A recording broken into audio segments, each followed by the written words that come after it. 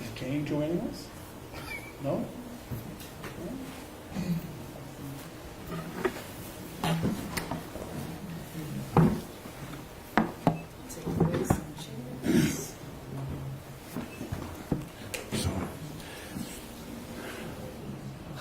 Okay, I guess I'll start so we can. Is this on? Okay, I guess most of you can hear me without this microphone, maybe. It's not on. My name's Herb Fraser. I had the distinct pleasure of accompanying Antoine and Tomlin on this journey, this homecoming to Sierra Leone, when I was a reporter at the Post and Courier some time ago. And Bree, I didn't work there 30 years, it was only 18. But there's so many questions I could ask, but let me start with the one you posed in the film. You said you knew that before you went to Sierra Leone, this was going to change you. So how has it changed you?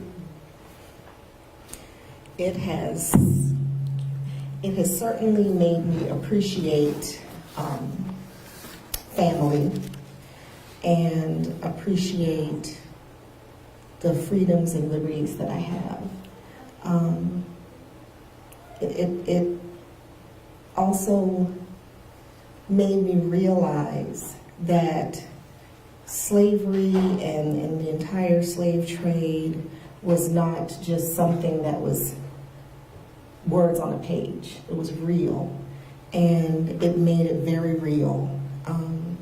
I was not a history buff in school, so it didn't affect me in school like it affected me after the trip. And speaking to the people of Sierra Leone and hearing them say, you know, welcome back, because we did not know what happened to the people that were taken.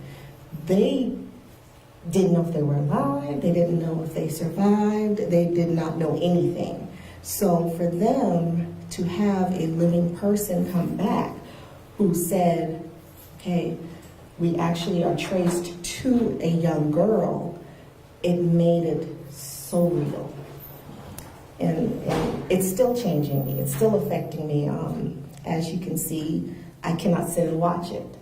I noticed you left the room. Yeah, I have to leave. It happened, well, I first found the discovery, as Ed Ball said, in 1992 actually.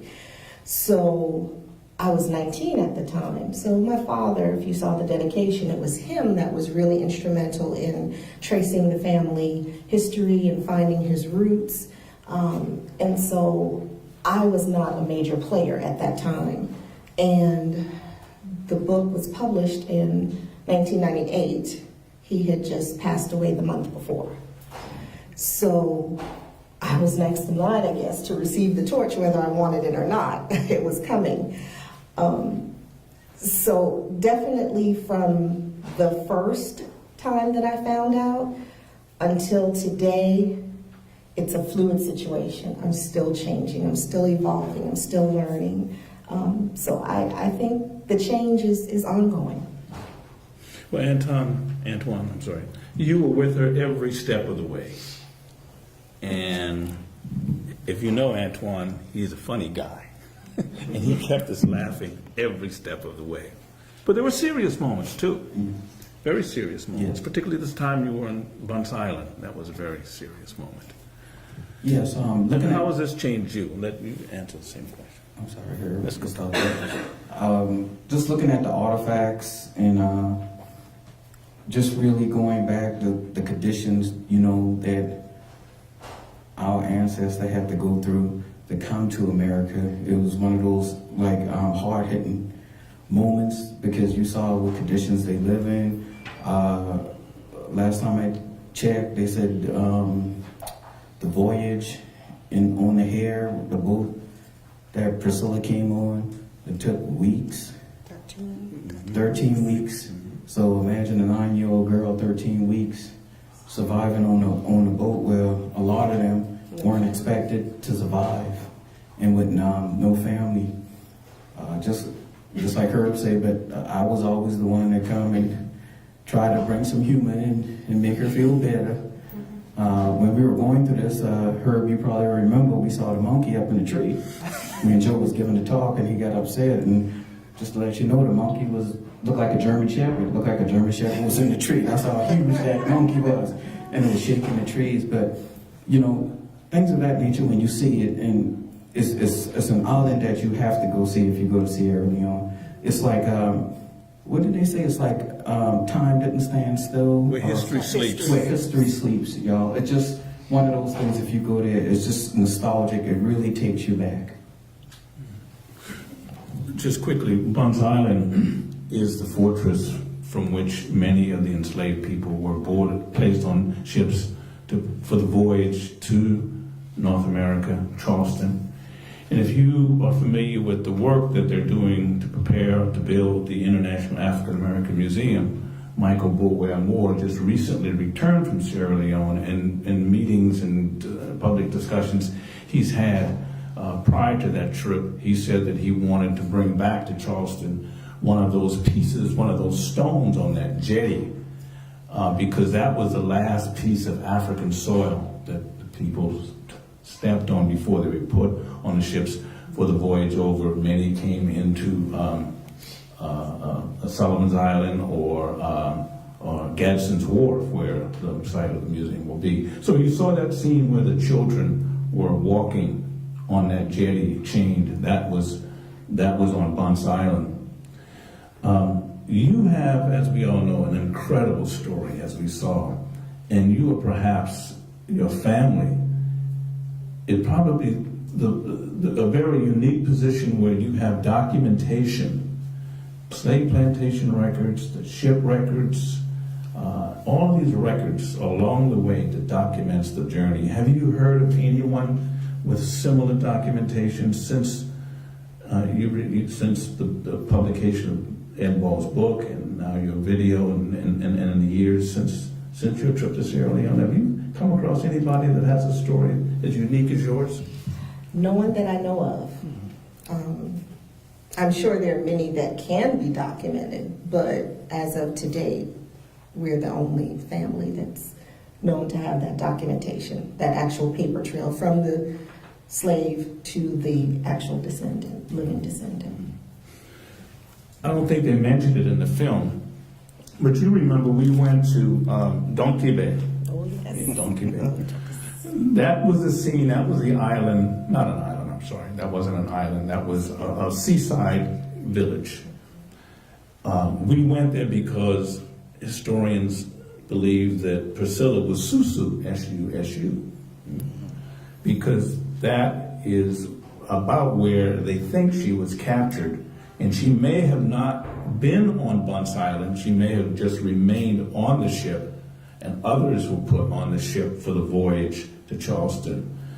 Talk about that day. That was a bizarre day. That was a lot of activity and music and jubilation. The children were singing "Home Again, Home Again" in their nice, neatly pressed school outfits. That was a welcoming. That was a welcome that I did not ever expect. The children had been given the day off as a holiday in honor of the celebration. And so as we drove down this long dirt road, remember that road? And the children were lined on the sides of the street, and they were just singing, and just to see them so proud and just so happy and so poised. It's a feeling you can't even describe. And just going down into those steps, there were so many steps. They were deep. It was a deep stairway that was carved out of the land that we would go down, and you had to tread very carefully going down, and went into the village, and there were magicians and storytellers and the tribal chiefs, and it was a big celebration. Just imagine, I can compare it to maybe Mardi Gras. You know, just imagine people in the streets, and they're dancing and they're singing and they're just in awe. And I must say, the entire time that I was there, I was not called Tomlin. I was called Priscilla. So they actually looked at me as Priscilla, not as Tomlin, and he was Priscilla Man. I told him I had a first name. So, I mean, imagine how it was for us going. You can just imagine how it was for the people that were there to just see. It was. Again, the words, they're not words to describe the feeling. I mean, it was in 2005, but I can remember it like it was yesterday. And it was a big festival and a celebration and dancers and just it felt like a big family reunion at that time. We also had a reception at the U.S. Embassy. Some of the a cappella voices that you heard in the video were of the Freetown Players, Charlie Hafner's Freetown Players, and they wrote some original songs for this, and they performed them at the embassy. And as a Charlestonian, and as a journalist, who's sort of kind of, I'm kind of removed from it, I'm not supposed to get involved, but believe me, a lump grew in my throat when I heard them talk about Gullah people and Priscilla, and there you are in this little bit of America in Freetown, and there you were, and I knew if I was getting emotional, I can well imagine how you were feeling at that moment. Overwhelmed, Yeah. humble, just a range of emotions. I mean, I was representing not just Priscilla, but I was representing every single African American that is here, that wants to find their roots, that knows that at some point they had an ancestor that was perhaps a slave. So it's a lot to bear on shoulders. As you can see, I don't like the spotlight, so it was very hard. It was very hard for me.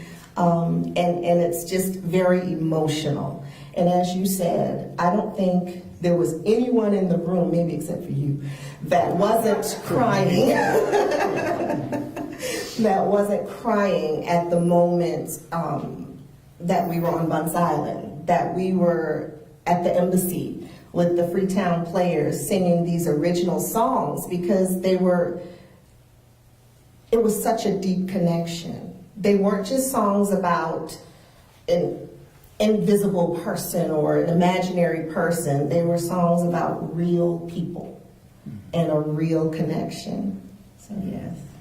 I want to go back on something you mentioned earlier about West Africans really didn't know what happened to their relatives who were captured and then brought to North America, and that was evident in a conversation that researchers had with the chief of Tasso Island. You saw Tasso Island. Tasso Island is a small island adjacent to Bunce Island, and during transatlantic slavery, the free African workers who worked on Bunce Island lived on Tasso Island, and they would go over to Bunce Island to do whatever needed to be done, to feed, to guard, to do whatever needed to be done on Bunce Island. So we went to Tasso because of that connection. And the chief of Tasso Island, who has since passed away, He was 100, wasn't he? he was close to it. He was close to 100. He thought that there would never be anybody. I might be wrong. Didn't he think that they were brought, Africans were brought over and then eaten? Yes. They thought that, and when people say that your ancestors are still alive over there in America, they didn't believe it. Yeah. Mm-hmm. Until Tomlin, Go ahead. until Tomlin actually came back, and they felt like she was the spirit of Priscilla, so they were just in so much awe when she would walk around. Of course, just like I say, in being Priscilla Man, and remembering the chief on Tasso Island, because you remember the conversation we had, the chickens running around and everything going on, and he drinking a Foster's beer, and we were trying to figure out, what did he get, an Australian beer in Africa? He did promise me that island too. Yeah, he did. Yeah. and some of the 12-year-old girls. Yeah, they but promised him some wives, but I said, Yeah, because see over there they have multiple wives, and I tell them it'd probably be hard for me to get them customs. I don't know if I should go through something with that. This is what it was like when we were there. He kept us laughing the whole time. Well, the ambassador there, Hall, he was saying some things in my ears, and but it was serious, y'all. But again, we try to find humor in it because with Priscilla going on, I don't know if you understand. Y'all ever saw the movie Blood Diamonds? That was just, and Herb, if you remember, that was just after the war, where they had the Blood Diamonds, where they were fighting over the diamond mines, and it was very bad. So when you see it, you would see a lot of buildings destroyed. There was a lot of broken glass, crippled children. So you kind of felt something that was going on. But when we passed that concentration camp, that's when it really got to me. And they were like, well, those are the kids that they kidnapped from the villages, put them on drugs, and made them soldiers. And, it was hard for parents to fight back because your children, are under that influence. So it was amazing for them to put on what they did for Priscilla, and just to show how much strength Sierra Leone's have. And Tomlin just saw a recent thing of how Sierra Leone looked, and I was just talking to somebody that looked nothing like how it was when we were there, because at night, y'all, they didn't have street lights. So we had one of our posse members went out in the street, and her name was Geechee. Gutter girl. She fell in the gutter because it was dark. And we didn't have it. You remember that? And I had a guy named David, and the eye-opening experience was David was like, their favorite alcoholic beverage in Africa, and her, Star Beer. See, Star, like some Star Beer. So David was like, I really want to take you to get a Star Beer. And I was like, okay, I don't have nothing to do. We could go. And he said, oh, it's just down the road. Well, I know there's no lights or anything, but for them, they said that bar was like 14 miles out.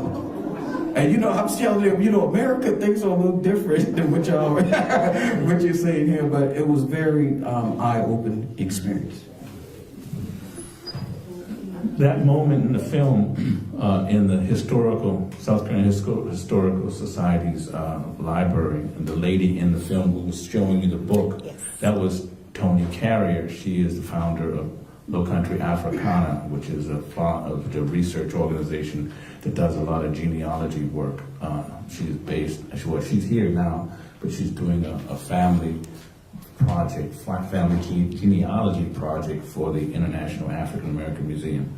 But what did it feel like when you touched that page with that reference to Priscilla? I guess we know by what we saw, but there's been a little time distance now, but you still hold those emotions. Have they gotten even more intense since then? I would have to say yes, because again, when I talk about my history and when I talk about this experience, every time I talk, it feels like I'm reliving it. In that moment, that was before going to Sierra Leone. So even before going, just seeing that ledger was emotional. And I'm emotional anyway. I cry at the drop of a hat. So as you can see, we had a young lady that was in here and she got emotional and had to leave. So you see how it affects other people. It affects me 10 times more, I think, because it's so personal and so close. So if I were to see that today, I would probably have the very exact same reaction that I had in 2005. Well, quickly, and then we'll, I guess, open it up, Bria, to questions. I want to make couple other points. As a kid growing up in Charleston, I grew up in Ansonboro, east end of Calhoun Street. And those of you know those of you who know that area, is Calhoun Street and the aquarium and Liberty Liberty Square, yeah, where you take the boats to Fort Sumter. Well, none of that was there when I grew up, in the borough, as we called it. But there was a street on the south side of the borough called Lawrence Street, and I never knew Lawrence Street. Now we know Lawrence Street. Henry Lawrence, who was the agent for Charles Oswald, the British agent who was involved in bringing enslaved Africans to the port of Charleston. The other thing I'd like to mention is that this film sits in a trilogy of films, I guess.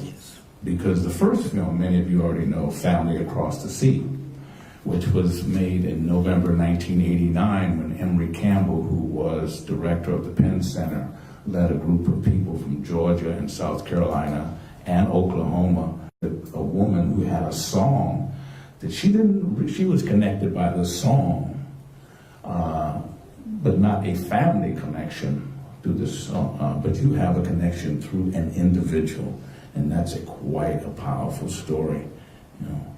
So, any questions? Yes. Was there any oral history or any way you could have tried to find Priscilla's sister or brother or any relatives? Is there any way you could verify that? Probably not. And the reason I say that is because Priscilla wasn't even her name. So we don't know her real name. That was the name given to her by her slaveholder.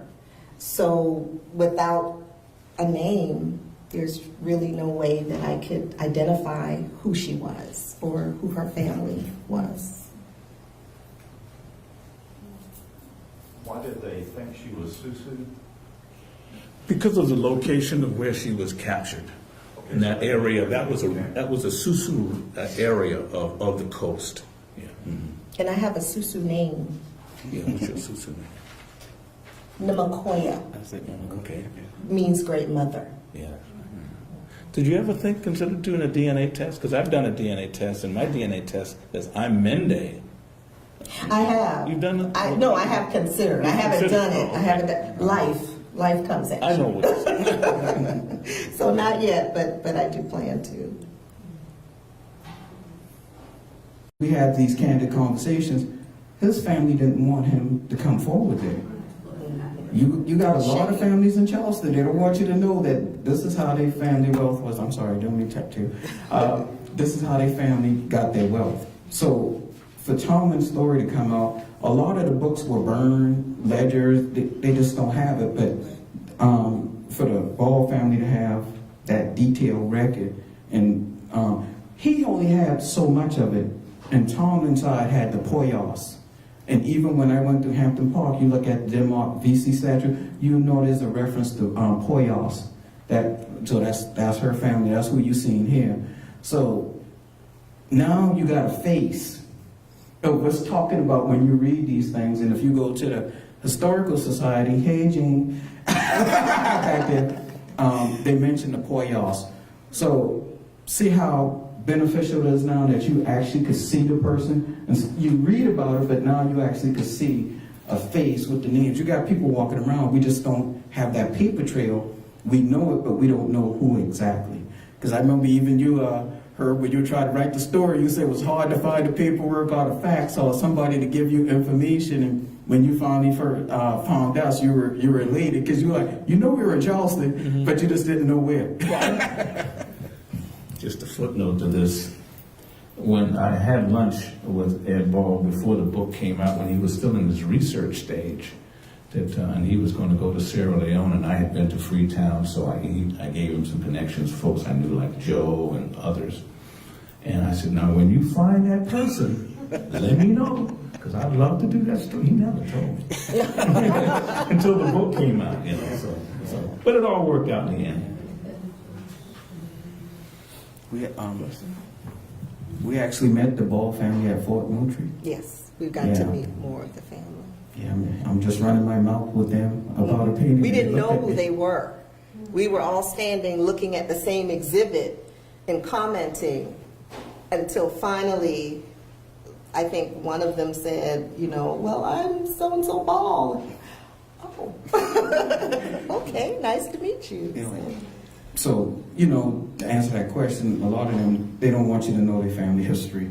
So you got to have somebody who's willing and they have the documentation, because a lot of African Americans, they always come and say, well, we could only trace it so far. And I think the second part to that is you also had to have a family who was willing to accept the information. Because my father could have easily said, I don't want to hear this. I don't want to talk about this part. So I think it's important to realize that both sides had to come together and be open and willing to have a dialogue.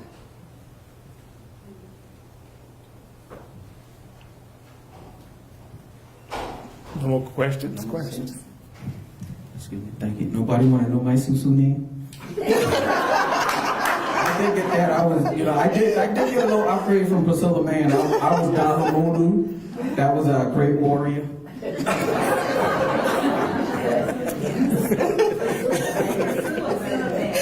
Yes, Can you comment maybe on the African American Museum that's being put forward? I understand a large part of that is going to be the history and connections between Sierra Leone and other West African areas. And do you think that will perhaps get back to what this kind lady was asking about, is telling the story from an African perspective rather than a Caucasian's perspective? you have a comment? Well, I was just going to say that although I am not involved in the planning, I'm not that high up yet. But I have had some talks with the committee members who are and the board members. So this will get told from at least our family's perspective, African families' perspectives. But details, I'm not that high up on the chain yet. So. Neither am I. I'm not involved directly, but I've been to some of the presentations. But the way that this museum will be structured is that I understand it's not going to be like a typical museum where there's going to be a lot of artifacts. But there'll be rooms or salons where there'll be presentations, a lot of signage, I guess, that will talk about various aspects of this connection. Of course, rice will be one of them. And then the museum will be a focal point or a hub and a wheel where you can go there and get some information, and then they can refer you to some of the other locations in Charleston and Charleston area, like the Slave Mart Museum, like Magnolia Plantation Gardens where I work, Middleton, Drayton Hall, McLeod, and other places. Sullivan's Island, of course, is chief among them, because that's where the quarantine station was, because people, black or white, coming into the Port of Charleston for a time were held there just to make sure that you weren't sick. You weren't going to bring any contagious diseases into the city, and then you were released. But the interesting thing was, and Jane Aldrich is here, and she probably knows this better than I, but it was typically the Africans who were held the least long amount of time, because they wanted them to get out of quarantine to be put on the auction block for sale, because it's an economic thing. Money was driving all of this, and as you mentioned, the humanity of stripping a child away from her family, there was no consideration of that.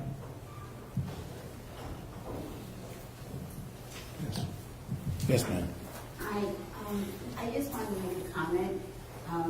In traveling to Ghana a few years ago, I was told we are the ancestors of those who chose to survive. So the young lady that had to leave, that's what I whispered in her ear. It gives me comfort when I think of it, because as rearing my son, I always remind them, this is what went before you, so therefore you can do most anything. That's an excellent point. I always say to my children and to anyone, look at the life that you're facing and the challenges that you have. Can you compare it to this 10-year-old child who was taken away from her home, had a family, 10 children, lived to the age of 65 in slavery her entire life? Let's put it in perspective. Look at her strength. If she can endure and survive that, then you can face any challenge that is put before you today. You have to take that strength. Yes, ma'am. I'd just like to say this has been wonderful. We really enjoyed your presentation. Thank you. I think one of the challenges that your daughter is going through now as a teenager and hearing things from her peers is because children just really don't know. They don't understand, they don't know, and quite frankly, the school system does not lend a sympathetic ear to actually embracing the whole story about the enslavement of people coming from Africa. So they really just don't know. We can't just play lip service and do one chapter in a textbook that deals with the enslavement of Africans coming to America. The story needs to be told so that they can look at the entire situation and realize that yes, indeed, African Americans did survive, are surviving, doing well, going forward, so that they will not say those things that are embarrassing and very, very cruel to each other as far as learning about the enslavement of Africans coming to America. We need to put that to our school board members, the powers that be, so to speak, who make the decisions about what kinds of textbooks and materials and resources we have in our public schools. That needs to be done before the city, before Charleston, before this country can begin to heal. We need to tell the entire story. I totally agree with your comment. When we first found out about the history, the powers that be at that time for Charleston County, we did reach out to try to get this into the schools, to expose the children, but there was no response. Try from the ground up. And that, I was gonna say, and that's why we're here today, because each one teach one, each one reach one. If we can just continue to expose people to the documentary, to the history, then that's a step. That's a stepping stone. So we're starting very small. It's just the two of us, as you can see. We do have support, very supportive friends. If you heard us say posse members, we have a posse because we were traveling as a group. There were a group of us traveling to Sierra Leone at the time, and we wanted to establish ourselves, so we were Priscilla's posse. So Priscilla's posse has been working very hard in trying to reach the schools, reach the children, reach the communities. We have traveled to Rhode Island. So we're definitely trying, and just with the support of you guys here today, with the support of the community, we hope to get this history told universally. Yeah, parents have a lot of power. And if you can get the parents going on this, then they can be very influential with the school board. Tomlin, you look familiar. You do to me. I was going to have to find out. Yes. We have. Y'all have a Facebook page, because I was just thinking everybody is using social media now, and there are so many pockets of bright lights out there, people who want the truth to be told. We live in a political climate that is bizarre right now, and that's the kindest thing I can say. I feel like I have woken up in a bad dream, and I can only imagine people who feel lesser power than I feel, and I don't feel like I have squat for power right now, which is frightening, a frightening feeling. But I think that there are lights out there, and I do feel that if we are able to connect in social media and put it out there, that those lights will find each other, because I'm seeing that happen. And I think and there are smart bright lights out there. So I do feel that it's all about timing, and this is the time. Thank you. We do have a Facebook page, Priscilla's Legacy. So I invite you to like that page and comment, suggestions, judge-free zone. Are you able to show this at, like our church would like to have it shown? Is that a possibility? It is a possibility. Wherever there's an interest, we're there. Okay, great. We're there. My name is Maureen. I wrote a poem about 4 years ago about little Priscilla of the garden, and I was wondering, can I give this to you, please? Oh, of course. Thank you. Thank you. I have a framed copy of my card.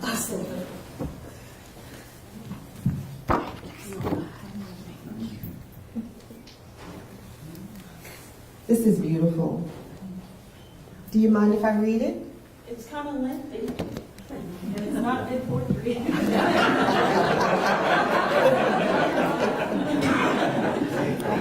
I mean, if we have time. Go ahead. Okay. Little Priscilla of the garden, a child kidnapped from Africa first, with parents never again to see her, sold and enslaved on Elias's plantation in Charleston, South Carolina, snatched by a greed with no recompense, African traders to their own countrymen, with no conscience of sin or humane sense, taken by vicious European slave traders hence, on ships that came from so far away, over treacherous seas they all sailed. As far as northern Rhode Island base was where this one would begin its trail. 10 weeks in heavy new chains, there she would remain, with men, women, and even little babes, all treated so inhumane. Like wild animals, they were contained by those who were insane, on a ship of terror named Hare, with absolutely no say. She was one of many whose world forever changed on that dreadful day, completely snatched away and forever to stay. Everlasting cast into a foreign land with such harsh and evil demands, into a life barely a step away from the grave, on those plantations in the low country they gave, the life from which very few like her were ever saved, the life of the poor and lowly enslaved. My dear, sweet, innocent little Priscilla, one who refused to let this unfair life kill her, who created a legacy through her great big family and left her spirit in the garden for all of us to feel. Oh, how I wish to really deeply know you and to hear all of the other many voices, to tell the true story of the lives of all of our dear ancestors who were left with so very little choices.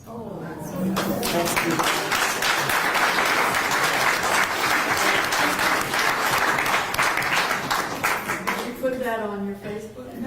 I can definitely do that. I am still learning Facebook. I'm a newbie.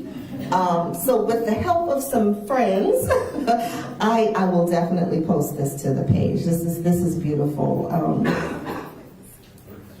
It's very sweet. Very sweet.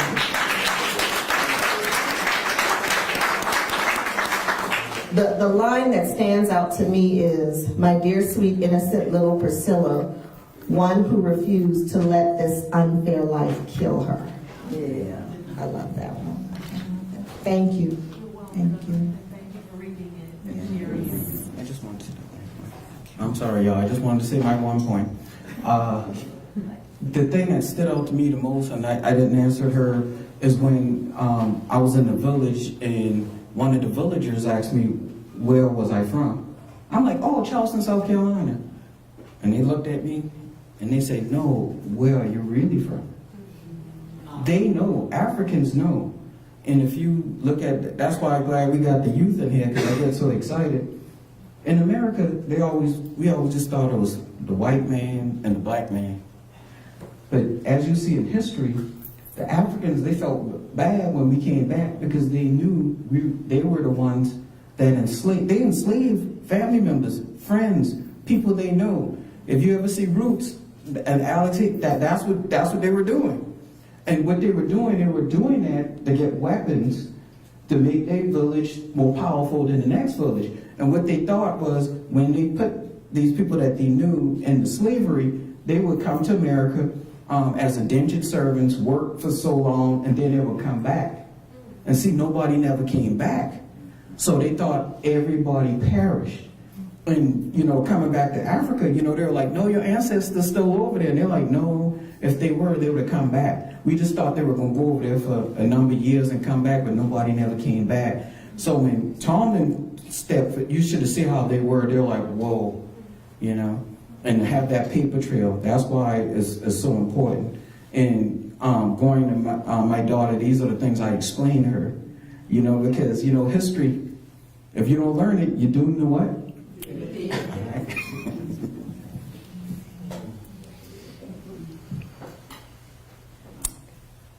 Okay. Well, I thank you all for being such a gracious audience, patient audience, and intriguing, very intriguing questions. So I definitely appreciate you. Without you, I can't share. So thank you.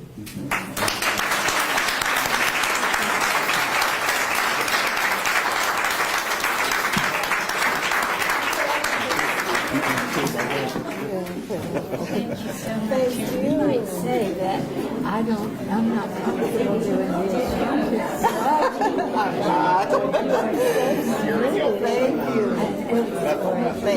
Thank you for coming. Yes, please reach